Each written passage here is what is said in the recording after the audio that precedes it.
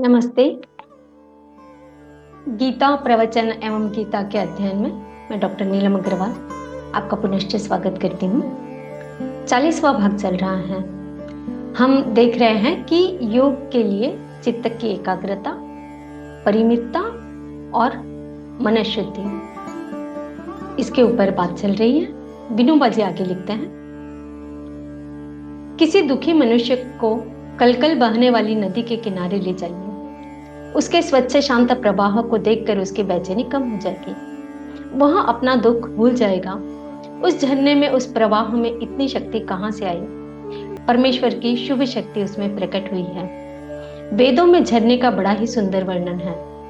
अतिष्ठन्तिना अनिवेशना नाम, ऐसे ये झरने हैं। झरना अखंड बहता रहता है। उसका अपना कोई घर बार नहीं है। वह सन्यासी है। ऐसा पवित्र झरना एक क्षण में मेरे मन को एकाग्र बना देता है। ऐसे सुंदर झरने को देखकर प्रेम का, ज्ञान का झरना मैं अपने मन में क्यों न निर्माण करूं?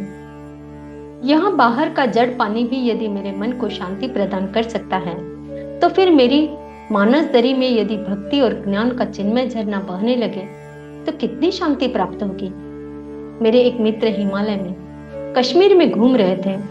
वहां के पवित्र पर्वतों के सुंदर जल प्रवाहों के वर्णन वे लिख लिख कर मुझे भेजते थे। मैंने उन्हें उत्तर दिया कि जो जल स्रोत, जो पर्वतमाला, जो शुभ समीर तुम्हें वहां अनुपम आनंद देते हैं, उन सब का अनुभव मैं अपने हृदय में करता हूँ। अपनी अंतर्दृष्टि में मैं नित्य उन सब रमणीय दृश्यों को देखता हूँ। अतः तुम्हारे बुलाने पर भी मैं अपने हृदय के इस भव्य हिमालय को छोड़कर नहीं आऊंगा। स्थावराणाम हिमालय, जिस स्थिरता मूर्ति हिमालय की उपासना स्थिरता लाने के लिए करनी है, उसका वर्णन सुनकर यदि मैंने अपना कर्तव्य छोड़ दिया तो उससे क्या लाभ? सारांश, चित्त को जरा शांत कीजिए, सृष्टि की ओर मंगल दृष्टि से देखिए, तो फिर आपके हृदय अनंत झरने बहने लगेंगे। कल्पनाओं के दिव्य तारे हृदय आकाश में चमकने लगेंगे। पत्थर और मिट्टी की शुभ वस्तु देखकर यदि चित्त शांत हो जाता है, तो फिर अंतर्दृष्टि के दृश्य देखकर वह शांत क्यों नहीं होगा? एक बार मैं त्रावणकोर गया था। एक दिन समुद्र किनारे बैठा था। वहां अपार समुद्र, उसकी धू धू गर्जना, सायंकाल का समय। मैं स्तब्ध निश्चेष्ट बैठा था। मेरे मित्र ने वहीं समुद्र किनारे कुछ फल वगैरह खाने के लिए ले आया। उस समय उस सात्विक आहार भी मुझे विष की तरह लगा। समुद्र के वहां ओम ओम की गर्जना मुझे माम अनुस्मर युद्ध च, इस गीता वचन की याद दिला रही थी। समुद्र सतत स्मरण कर रहा था और कर्म भी कर रहा था। एक लहर आई, वहां गई और दूसरी आई। उसे एक क्षण के लिए विश्रांति नहीं। यह दृश्य देखकर मेरी भूख प्यास उड़ गई। आखिर उस समुद्र में ऐसा क्या था? उस खारे पानी की लहरों को उछलते हुए देखकर यदि मेरा हृदय उछलने लगता है, तो फिर ज्ञान और प्रेम का अथाह सागर हृदय में हिलोरे मारने लगे तो मैं कितना नाचूंगा। वैदिक ऋषि के हृदय में ऐसा ही समुद्र हिलोरे मारता था। अंत समुद्रे हृदि अंतरायुषी घृतस्य धारा अभिचाकाशिमी समुद्राद्रु दुर्मी अधो मानुदाररे। इस दिव्य भाष्य पर भाष्य लिखते लिखते बेचारे भाष्यकार परेशानी में पड़ गए। कौन सी वह घृत की धारा, कौन सी मधु की धारा? अतः मेरे अंत समुद्र में क्या खारी लहरें उठेगी? नहीं नहीं, मेरे हृदय में तो दूध, घी, मधु की लहरें ही हिलोरे मार रही है। हृदय के इस समुद्र को निहारना सीखिए। बाहर के निरभ्र नील आकाश को देखकर चित्त को भी निर्लेप और निर्मल बनाइए। सच पूछो तो चित्त की एकाग्रता एक खेल है। चित्त की व्यग्रता ही अस्वाभाविक और अनैसर्गिक है। छोटे बच्चों की आंखों की ओर एकटक होकर देखो। छोटा बच्चा टकटकी लगाकर देखता है, लेकिन आप 10 बार पलक गिराएंगे। बच्चों का मन तुरंत एकाग्र हो जाता है। 4-5 महीने में बच्चों को बाहर की हरी भरी सृष्टि दिखलाओ, वहां सतत देखता रहेगा। स्त्रियों की तो ऐसी मान्यता है कि बाहर की हरियाली को देखकर उसकी विष्ठा भी हरे रंग की हो जाती है, मानो सब इंद्रियों की आंखें बनाकर वह देखता है।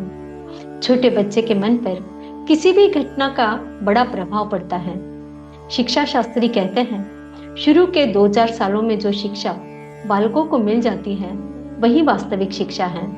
आप कितने ही विश्वविद्यालय, पाठशालाएं कायम कीजिए, शुरू में जो शिक्षा मिलती है वैसे फिर आगे कभी नहीं मिल सकती। शिक्षा के विषय में मेरा संबंध है। दिन ब दिन मेरा यह निश्चय होता जा रहा है कि इस बाहरी शिक्षा का परिणाम शून्यवत है। आरंभिक संस्कार वज्रलेप हो जाते हैं। बाद के शिक्षण को बाहरी रंग, ऊपरी झिल्ली समझो। साबुन लगाने से ऊपर का दाग मैल निकल जाता, परंतु चमड़ी का काला रंग जाएगा क्या? उसी तरह शुरू में जो संस्कार पड़ जाता है उसका मिटना अत्यंत कठिन हो जाता है। तो ये शुरू के संस्कार बलवान क्यों, बाद के संस्कार कमजोर क्यों? इसलिए कि बचपन में चित्त की एकाग्रता नैसर्गिक है। एकाग्रता होने के कारण जो संस्कार पड़ते हैं वे फिर नहीं मिटते। चित्त की एकाग्रता की ऐसी महिमा है, जिसे यह एकाग्रता प्राप्त हो गई उसके लिए फिर क्या अशक्य है। आगे हम कुछ श्लोक पढ़ते हैं। 6ठे अध्याय से 32वां श्लोक चल रहा है। आत्मौपम्येन सर्वत्र समं पश्यति योऽर्जुन, सुखं वा यदि वा दुःखं स योगी परमो मतः। हे अर्जुन, योग में स्थित जो मनुष्य अपने ही समान सभी प्राणियों को देखता है, सभी प्राणियों के सुख और दुख को भी एक समान रूप में देखता है, उसी को परम पूर्ण योगी समझना चाहिए। अर्जुन उवाच, यो अयं योगस्त्वया प्रोक्तः सामेन मधुसूदन, एतस्याहं न पश्यामि चंचलत्वात् स्थितिं स्थिराम्। अर्जुन ने कहा, हे मधुसूदन, यह योग की विधि जिसके द्वारा समत्व भाव दृष्टि मिलती है, जिसका कि आपके द्वारा वर्णन किया गया है, मन के चंचलता के कारण मैं इस स्थिति में स्वयं को अधिक समय तक स्थिर नहीं देखता हूँ। चंचलम ही मन कृष्ण प्रमादी बलवत् दृढ़म्, तस्याहं निग्रहं मन्ये वायोरिव सुदुष्करम्। हे कृष्ण, क्योंकि यह मन निश्चय ही बड़ा चंचल है, अन्य को मत डालने वाला है और बड़ा ही हट्टी तथा बलवान है, मुझे इस मन को वश में करना वायु को वश में करने के समान अत्यंत कठिन लगता है। श्री भगवान उवाच, असंशयं महाबाहो मनो दुर्निग्रहं चलम्, अभ्यासेन तु कौन्तेय वैराग्येण च गृह्यते।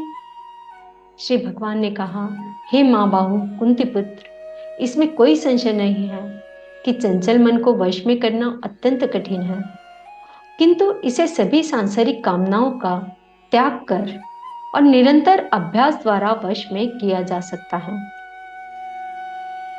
असंयतात्मना योगो दुष्प्राप इति मे मति, वैश्यात्मना तो यतता शक्यो वाप्तुम उपायतः। जिस मनुष्य द्वारा मन को वश में नहीं किया गया है, ऐसे मनुष्य के लिए परमात्मा की प्राप्ति असंभव है, लेकिन मन को वश में करने वाले प्रयत्नशील मनुष्य के लिए परमात्मा की प्राप्ति योग सहज होता है, ऐसा मेरा विचार है।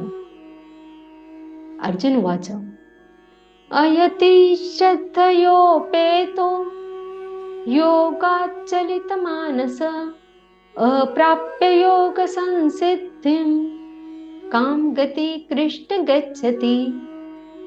अर्जुन ने कहा, हे कृष्ण, प्रारंभ में श्रद्धा पूर्वक योग में स्थिर रहने वाला किंतु बाद में योग से विचलित मन वाला असफल योगी परम सिद्धि को प्राप्त न करके किस लक्ष्य को प्राप्त करता है? कच्चन्नो भय विभ्रष्ट छिन्ना भ्रमीव नश्यति, अप्रतिष्ठो महाबाहो विमूढ़ो ब्रह्मणा पथि।